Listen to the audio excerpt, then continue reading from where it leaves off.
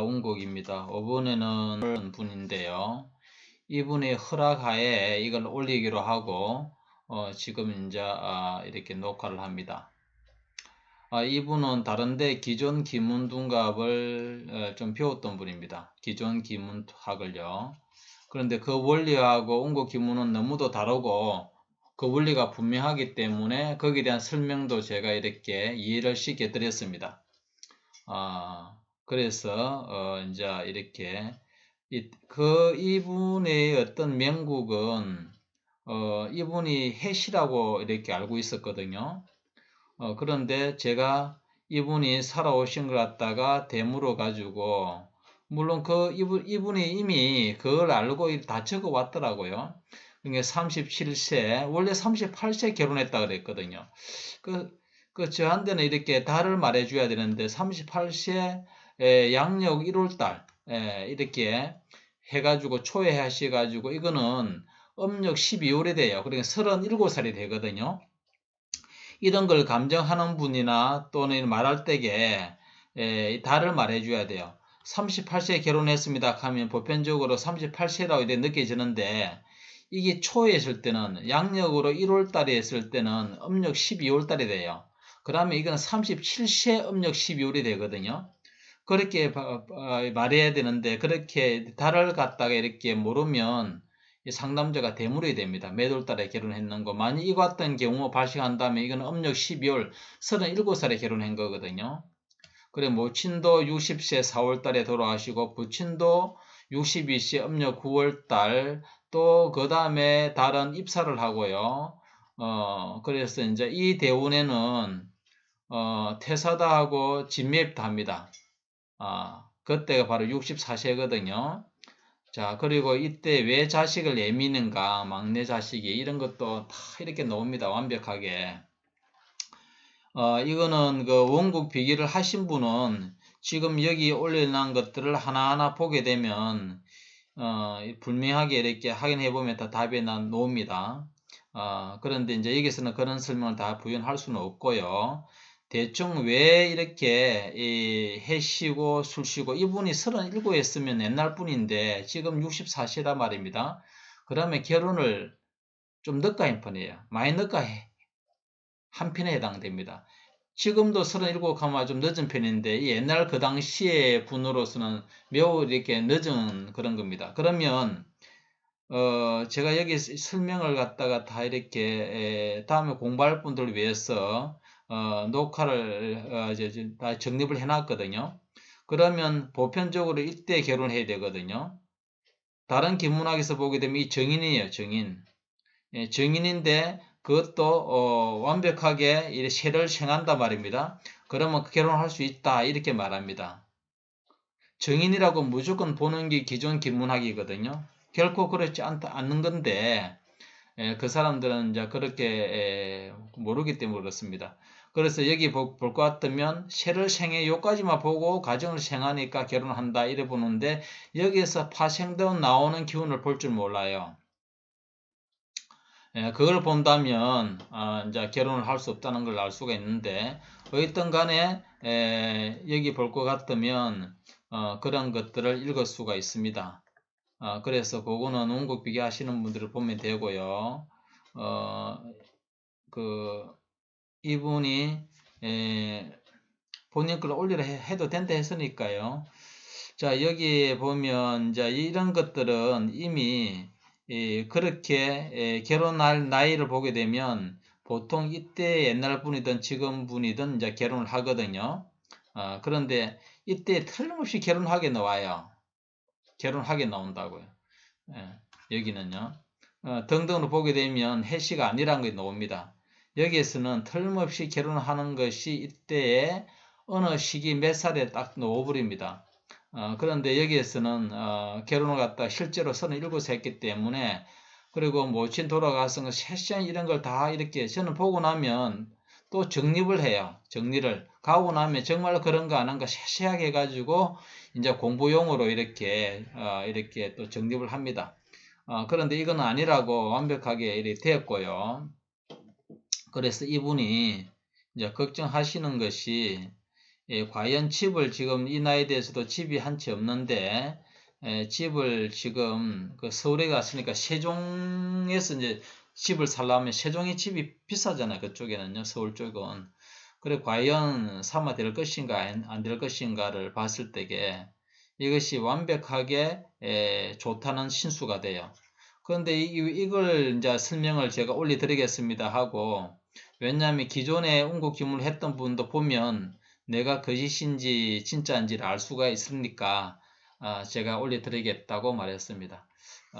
그 부인이 굉장히 소심하고 잘 못 믿는 그런 여기에 대해서 잘 모르니까 남편은 하나하나 설명을 해드리니까 다 이해를 했습니다. 왜 그런지 기존의 기문학을 보게 되면요. 요거는 제가 약간 말씀을 드릴게요. 기존의 기문학을 보게 되면 이 재성이 이 귀를 생해요. 중궁을. 그러면 새가 금년에는 목이란 말입니다. 목이 아주 태약해요. 월령에서도 금이 극을 하죠. 자리에서도 이 자리가 화자리죠. 나무가 불 다 타버리죠. 위에서도 물 한 방울 없단 말이에요. 토란 말입니다. 그러면 매우 태약한 것에서 연지의 재성이 귀를 생해가지고 물론 시주도 협조해가지고 나를 극해버려요. 그러면 대흉한 해가 되거든요. 또 그렇게 알고 있어요. 자, 그런데 그렇지 않다는 것이 여기서 나오는 것이 기존 기문학은 삼합을 안 보거든요.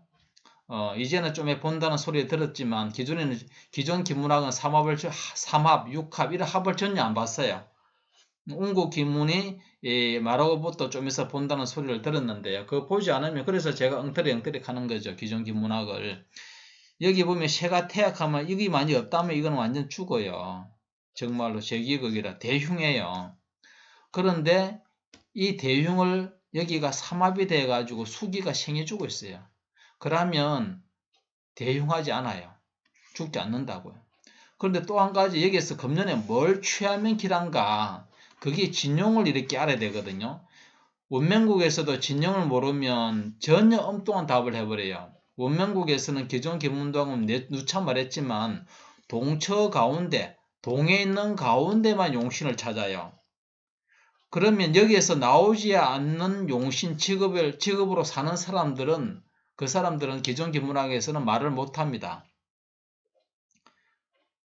어떤 경우든지 실제로 살고 있으면 그런 취급을 하고 있으면 기존 기문학에서는 이런 동처, 사지 안에 들어있는 동처 안에 쓰면 용신을 찾잖아요.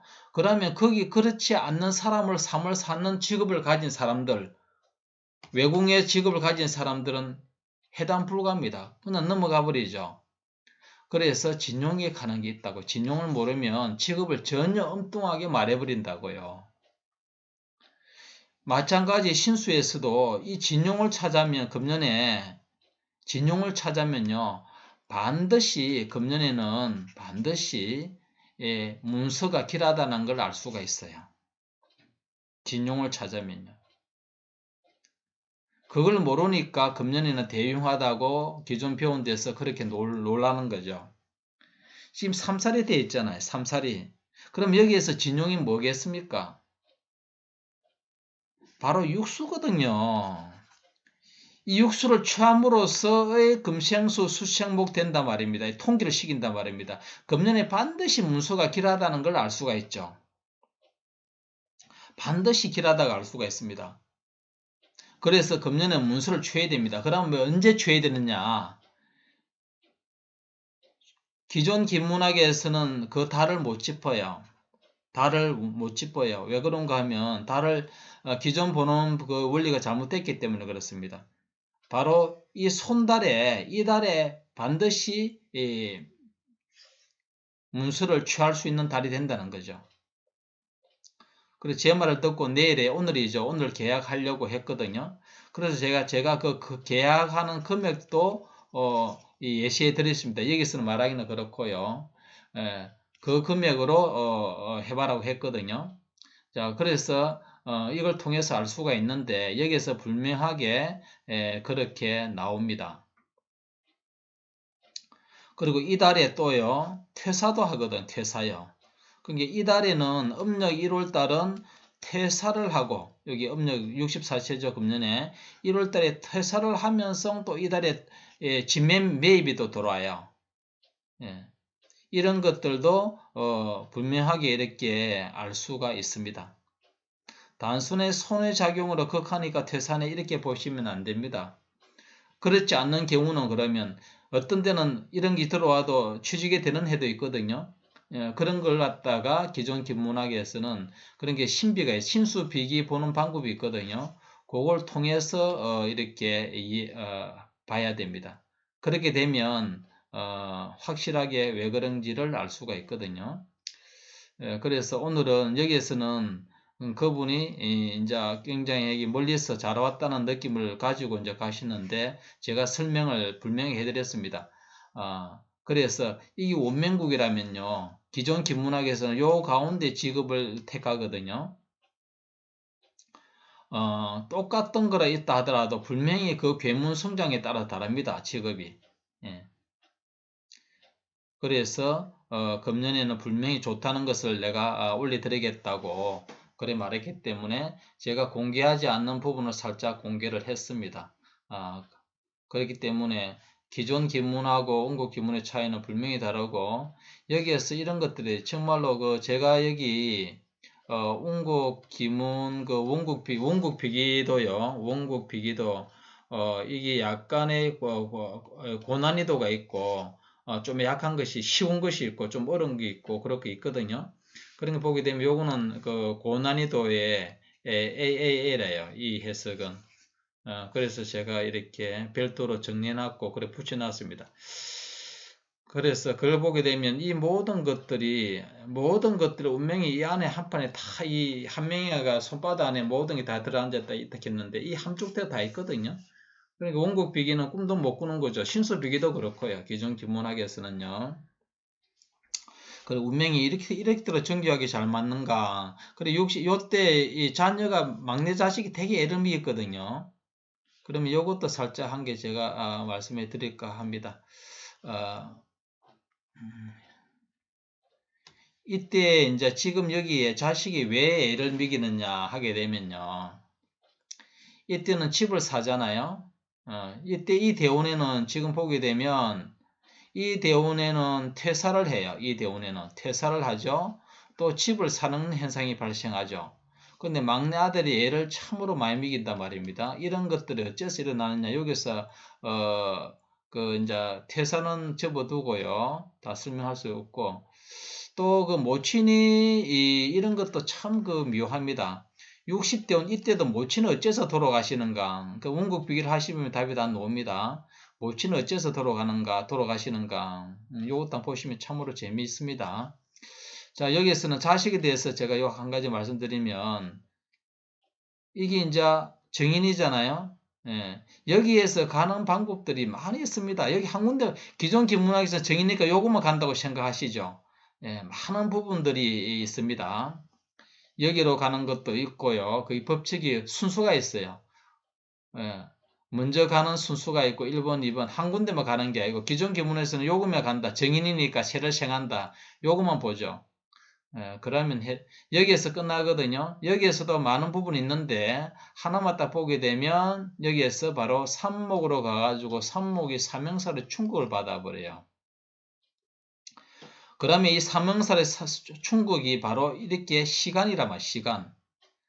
그렇게 프로그램도 이런 것들이 표시가 기존에는 안 돼. 기존 프로그램은 다른 곳의 프로그램은 이런 것이 없어요. 이런 게 동처가 없거든요. 그러면 해단에 불과합니다. 맞는 거는 맞고 안 맞는 것에 대해서는 그냥 침묵합니다. 보세요. 여기에서는 많은 부분에 한 가지만 말씀드리면 육수를 생하면 육수가 인의 한목 여기에 와 있어요. 그러면 이거는 삼형살의 충격을 받는단 말입니다. 그러면 육수가 뭐냐면 곧 시지 아래 자식이란 말이에요. 그래 아래 자식이 삼형살을 받고 있으니까 좋을 리가 없잖아요. 그러니까 매우 아래 자식이 흉하다. 그런 게 일도 안 하고 집에서 오락이나 하고 애를 먹이는 거죠. 되게 흉하니까요. 그죠? 그래서 막내 자식이 전체적으로 매우 흉하고 흉하다 이렇게 말해주면 됩니다. 그래서 이런 것들도 많은 것들이 차이가 있으니까 제가 설명을 이렇게 요 부분은 제가 대운의 자식이 왜 그런 걸 설명해 드리지 않았고요. 향후 이제 자식 사주 보고 좋다는 것은 이제 미래에 대해서 그 자식이 지금은 예민한데 매우 좋더라고요. 그 좋다고 희망을 주고 설명을 해 드렸습니다. 그래서 이 부분에서 아마 올려놓으면 그분이 다시 보실 건데 제가 어제 설명한 부분 상기해 보시면 분명히 제가 말씀을 드렸거든요. 그래서 이달에 퇴사도 하고 엄청나게 문수가 잡으면 절대적으로 절기상으로 경치반이니까요. 그러니까 3월 4일 양력으로 그 안쪽이가 음력 1월 달에 됩니다. 그러면 이달에 매입을 하면 그 문서는 틀림없이 좋은 결과를 일으킵니다. 부동산은요. 어떤 사람이 매매를 하려고 하든지 등등 물으면 그걸 언제 샀느냐 구입한 시기를 물어요. 저는 구입한 시기. 왜냐하면 구입한 시기가 원인이 곧 결과거든요. 원인이 결과입니다.